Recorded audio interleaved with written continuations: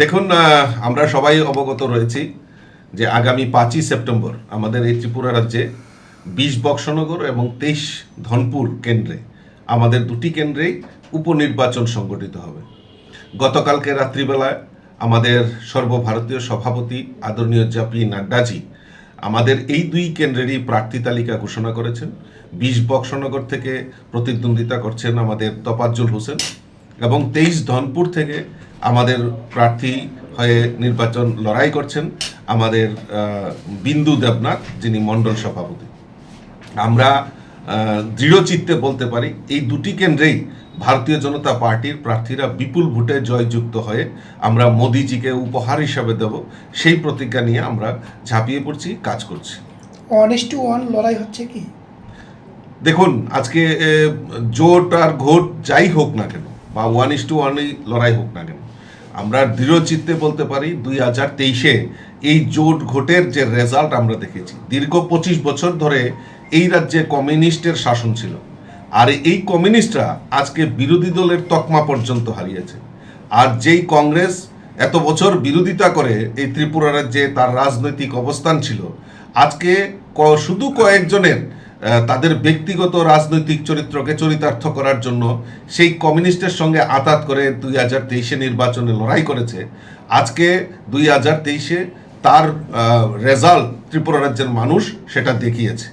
তো এই কারণে জোট ভোট যাই হোক বা 1:1 লড়াই হোক না কেন, আমাদের দৃঢ় বিশ্বাস যে আগামী যে আমাদের দুটি বিধানসভা নির্বাচন হচ্ছে, উপনির্বাচন হচ্ছে, সেখানে আমাদের প্রার্থীরাই বিপুল ভোটে জয়ী হবে। কারণ আমাদের রাজ্যে ডাবল ইঞ্জিনের সরকার, কেন্দ্রে নরেন্দ্র মোদীজি সরকার, রাজ্যে আমাদের মুখ্যমন্ত্রী প্রফেসর ডক্টর মানিক সাহাজির নেতৃত্বে যে সরকার, এই সরকার সমাজের প্রত্যেকটা অংশের মানুষের জন্য যে কাজ করছে, তাই দৃঢ়চিত্তে বলতে পারি মানুষ ভারতীয় জনতা পার্টির সঙ্গে রয়েছে, ভারতীয় জনতা পার্টিকে বিশ্বাস করে এবং ভারতীয় জনতা পার্টির সঙ্গে থেকে আগামী দুটি উপনির্বাচনেই ভারতীয় জনতা পার্টির প্রার্থীদেরকে বিপুল ভোটে জয়যুক্ত করে পাঠাবে। অন্য কোনো দলের সাথে কি কথাবার্তা হচ্ছে? না, দেখুন, আমরা তো একক সিদ্ধান্ত আমরা অলরেডি প্রার্থী ঘোষণা করছি। আর আমাদের জোট রয়েছে, আমাদের আইপিএফটির সভাপতিকেও আমি কথা হয়েছে, আমাদের আইপিএফটির মন্ত্রীও আছেন শুক্লাচরণ নোয়াতিয়া, উনিও আজকে একটা বুথে গিয়ে সেই কর্মসূচিতে অংশগ্রহণ করবেন এবং আমি সভাপতির সঙ্গে কথা বলবো।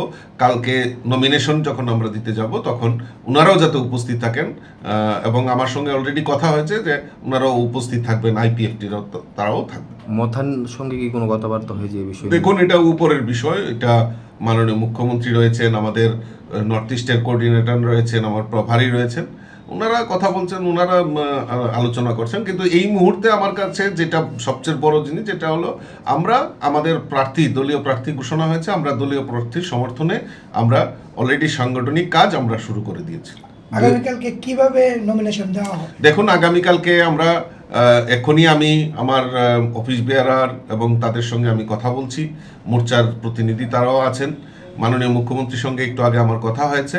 আমরা আগামীকালকে সোনামুড়াতেই দুটি আসনেই সেখানে নমিনেশন আমরা জমা দেব। সেখানে উপস্থিত থাকবেন আমাদের রাজ্যের মুখ্যমন্ত্রী প্রফেসর ডক্টর মানিক সাহাজি, কেন্দ্রীয় মন্ত্রী, এমপি এবং আমাদের রাজ্যের সমস্ত মন্ত্র পরিষদের সদস্য থেকে শুরু করে আমাদের রাজ্যের নেতৃত্ব, মোর্চার নেতৃত্ব, সকলে মিলে আগামীকালকে আমরা নমিনেশন সাবমিশনে আমরা উপস্থিত থাকব। জয় নিয়ে কতটুকু আশাবাদী? আর যেহেতু গতবার যে বিধানসভা হয়েছিল সেখানে বক্সনগরের হারের মুখ দেখতে হয়েছিল, কি মনে করছেন? দেখুন, ধনপুর সিট তো আমরা অলরেডি 2023-এ আমরা সেখানে নির্বাচিত হয়েছিল আমাদের প্রার্থী প্রতিমা ভূমি। তো ধনপুরের স্থিতি আমাদের সব ঠিক রয়েছে এবং বক্সনগরেও আমরা 2018 এবং 2019-এ 2018-তে বিধানসভা নির্বাচন, 2019-এ আমাদের যেই লোকসভা নির্বাচন এবং পরবর্তীতে 2023-এ আমাদের সেখানে যে ভোট রয়েছে মাত্র অল্প মার্জিনে সেখানে আমরা পরাজিত হয়েছি। এইবার আমার দৃঢ় বিশ্বাস যে মানুষ তৈরি হয়ে গেছে, বক্সনগরের মানুষও তৈরি হয়ে গেছে যে এই রাজ্যের শুধু বিকল্প সরকার যদি দিতে পারে এবং স্বচ্ছ যদি সরকার দিতে পারে একমাত্র ভারতীয় জনতা পার্টি। কাজে আমার কার্যকর্তারাও তৈরি হয়ে গেছে, বুথে বুথে আমার সংগঠন তৈরি হয়ে গেছে, নির্মাণ হয়ে গেছে। আজকে টোটাল আমরা 110টা বুথে, ধনপুরে আমাদের 59টি বুথ এবং আমাদের বক্সনগরে 51টি বুথ রয়েছে।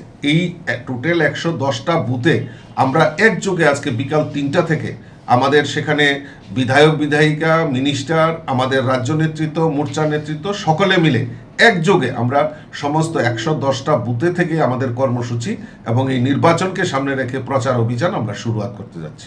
প্রচারে কি কেন্দ্রীয় নেতৃত্ব আসছে? কেন্দ্রীয় নেতৃত্ব আমাদের মাননীয় সম্বিত পাত্রাজি, যিনি আমাদের নর্থ ইস্টের কোঅর্ডিনেটর, এবং আমাদের প্রভারী মহেশ শর্মাজির সঙ্গে আমার কথা হয়েছে। ওনারাও আসবেন এই নির্বাচনে, ওনারাও উপস্থিত থেকে আমাদেরকে সহযোগিতা করবেন এবং পরবর্তী সময়ে যদি কোনো কেন্দ্রীয় নেতৃত্ব আসে নিশ্চয়ই আপনাদেরকে সেটা অবগত করা হবে।